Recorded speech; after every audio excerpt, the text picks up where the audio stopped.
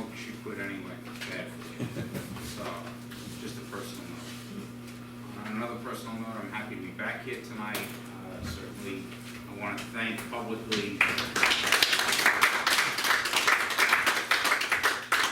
Thank you all.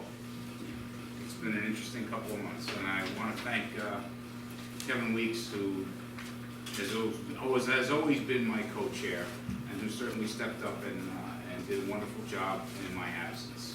So, moving right into our agenda tonight. Our first application is that of Great South Bay Distillery, 147 West Avenue, who seeks permission to open a distillery. Applicant also seeks site plan improvement approval and architectural review board approval. Says the premise is located in the B2 business zone. So gentlemen, this time you go to the podium. Anything that you have to show, I'd like to make sure that it also gets shown to the public who's here. It's our intention here to share this information with the public. We are going to listen to your presentation, ask a few questions, and then anyone in the public will give them the opportunity to come up and say whatever they want. Also, I know that Mr. Raguso, because you were noticed, Yes, you are hereby excused from this hearing. And we'll call you back when this hearing is over. Is that, are you good? No. Okay. So we still have with no problem a quorum, and there's two members who have had to recuse at this point because of personal issues where they live close to. Okay, so gentlemen, please state your name and address clearly for the record and tell us all about the application. Okay, my name is Anthony Raguso. This is a project that I'm doing here with my wife Lori. This is our second business we've started as a family. We're from Bayport, and we look to establish the Great South Bay Distillery in the village of Patchogue. The process here is to make spirits, vodka, gin, whiskey, offer a tasting room environment where people can come in, sample the product, buy a bottle or two to take with them, and manufacture on site.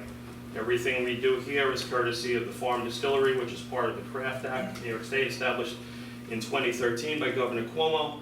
Our caveat is 75% of what goes into our product has to come from within New York State. And for us, that's basically the grain that we use. The boon for that for agriculture, and even some of the farmers I've talked to on the east end of Long Island, a lot of the crops that are used to make this product are what are used for ground cover in the winter, things like winter wheat and red wheat. So when the farms are dormant, and there's a market with us and the other types of distilleries that are currently operating in the state, just keep buying product.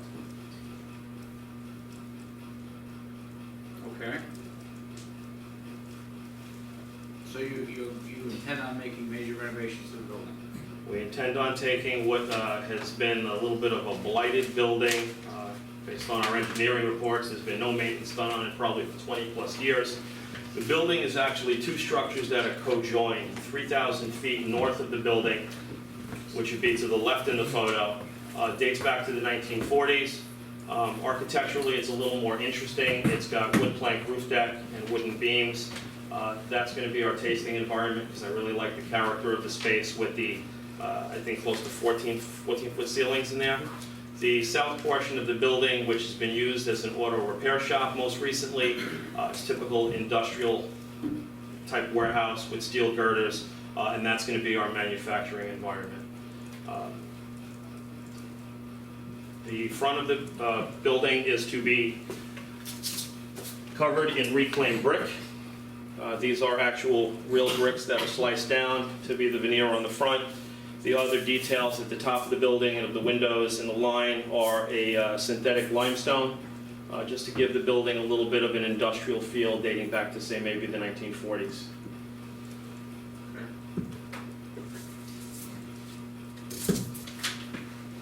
What else can I say about the building?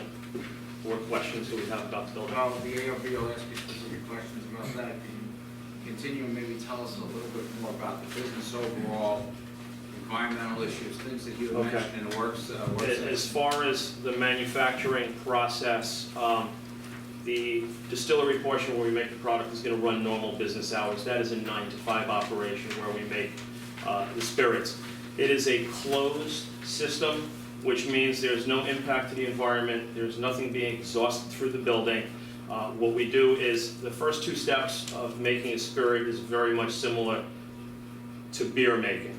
So you've got grain, you let it ferment, and then you cook that off, and it becomes a vapor. We cool the vapor on the back end of the still, that becomes a liquid, that becomes the spirit. Neutral spirit is basically vodka. Vodka is the basis of gin for us. So there's nothing going out into the atmosphere, nothing can get exhausted.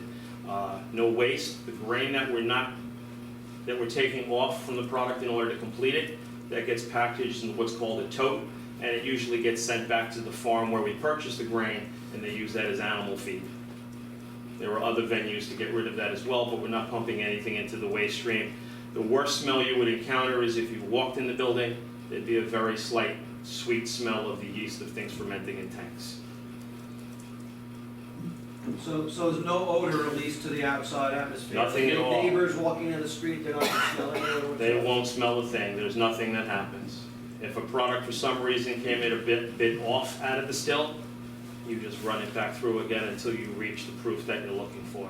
So, I mean, we're not exhausting, there's no billowing fans.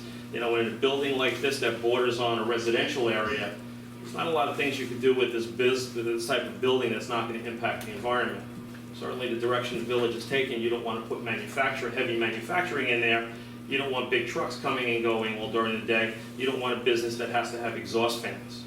Let's talk about deliveries a little bit. You're gonna obviously need grain coming in, Correct. and obviously have grain leaving, as well as deliveries of other items, as well as shipments. Right. So what will the truck traffic actually look like at this facility? It's very minimal.